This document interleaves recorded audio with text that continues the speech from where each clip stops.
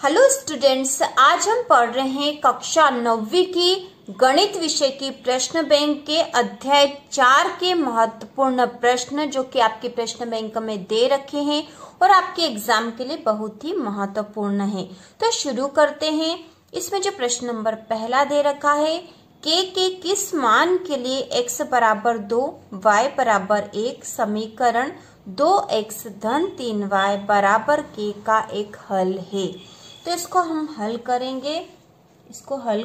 तो हमें जो दे रखा है प्रश्न में, के किस मान के लिए x बराबर 2 y बराबर 1 समीकरण 2x धन 3y बराबर k का एक हल है। तो यहाँ हमें जो समीकरण दे रखी 2x धन 3y बराबर k, इसके साथ ही हमें दिया है कि के किस मान के लिए x बराबर 2 और y बराबर 1 है। मतलब यहाँ x बराबर 2 दे रखा और y बराबर 1 है। तो हम x और y का मान यहाँ समीकरण में रख देंगे तो हमें k का मान भी पता हो जाएगा कि के किस मान के लिए x बराबर 2 और y बराबर 1 था।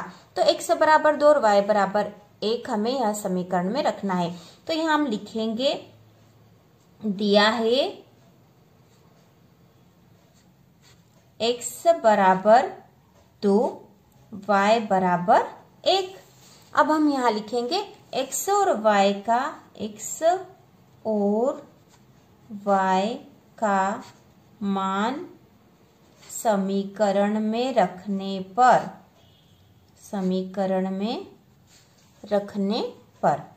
तो अब हम इसका मान रख देंगे। इसका मान हम रखेंगे तो हमारे पास जो समीकरण है वह है 2x धन 3y बराबर k।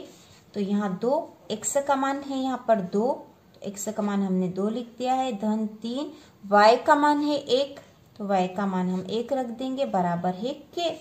तो अब हम इसको और हल करेंगे तो यहाँ पे 2, यहाँ 2 के साथ गुणा में था, 1 से ये गुणा में है और ये 2 और 2 गुणा में है, तो 2 और 2 4 हो जाएंगे, 2 दूना 4 हो जाएंगे, 2 दूनी 4, धन 3 का 1 में गुणा होगा तो 3 एकम 3 बराबर k, 4 और 3 7 बराबर k। तो यहाँ k का मान आ गया है 7, जो कि हमें निकालना था के किस मान के लिए। तो यहाँ k का जो मान होगा वो होगा 7।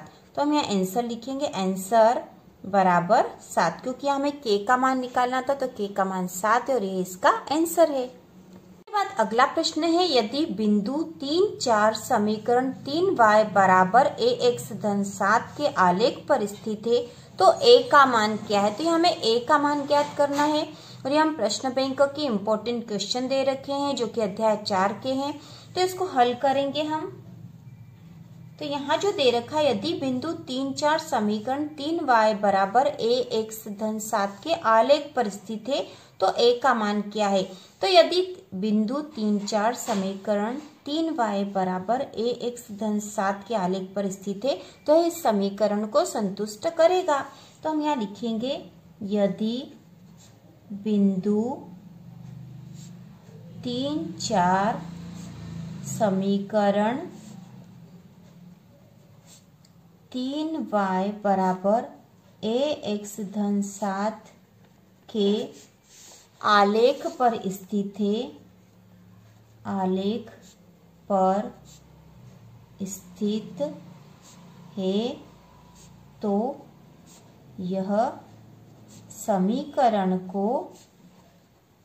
तो यह समीकरण को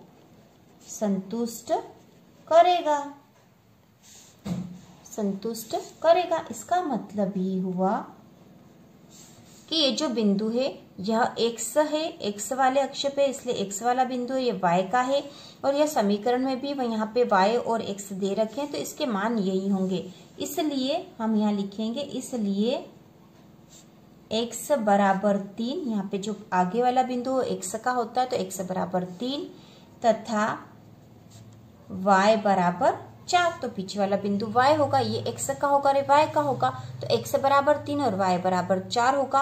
अब हम इस मान को इस समीकरण में रख देंगे क्योंकि इसके आलेख पर स्थित है, इसलिए समीकरण को संतुष्ट करेगा। तो हम इसका मान यहाँ रख देंगे। तो समीकरण है 3y बराबर ax धन 7, तो यहाँ पे y के स्थान पर आ जाएगा 4 और x के स्थान पर 3, तो 3 y की जगह हम लिख देंगे 4 बराबर a x के स्थान पर 3 धन 7।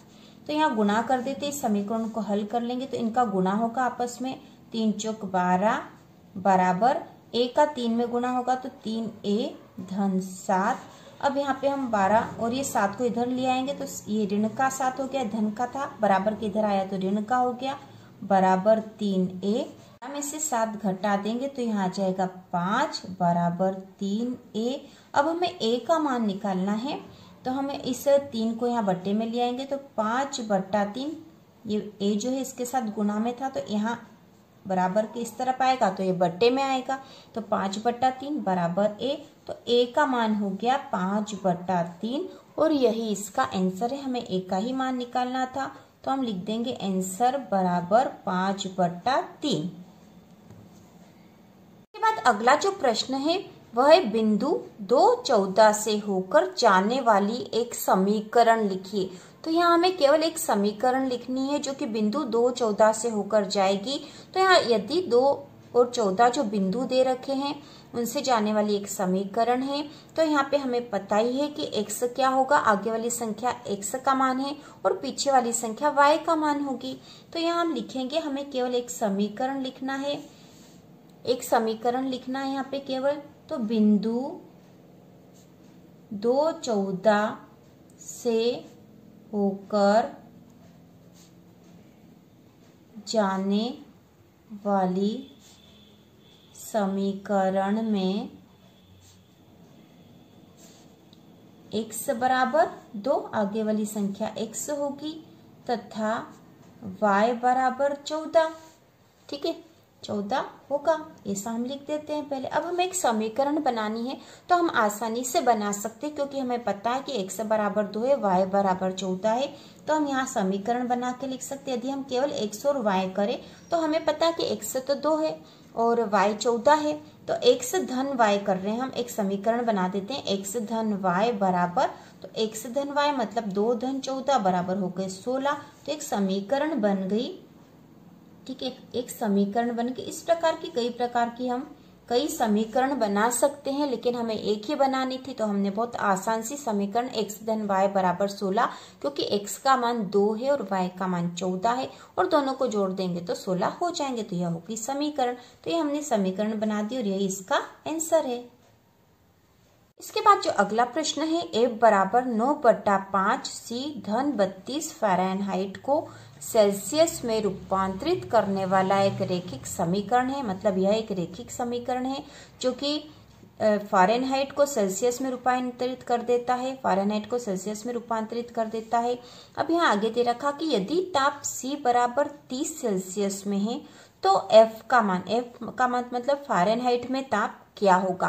तो यहाँ में यह समीकरण दे रखा और यह एक रैखिक समीकरण है और हमसे कहा गया है कि यदि जो है ताप C बराबर 30, यहाँ पे जो C का मान है यदि वो 30 है तो F का मान मतलब फ़ारेनहाइट में जो टेम्परेचर है, फ़ारेनहाइट में ताप क्या होगा।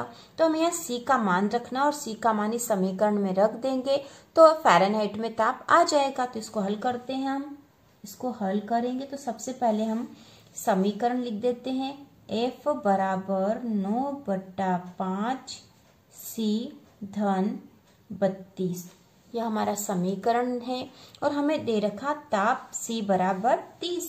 तो यहाँ पे हम लिखेंगे ताप C बराबर 30 हो तो, ठीक है, यदि हो तो हम फ़ारेनहाइट में ताप निकाल लेंगे।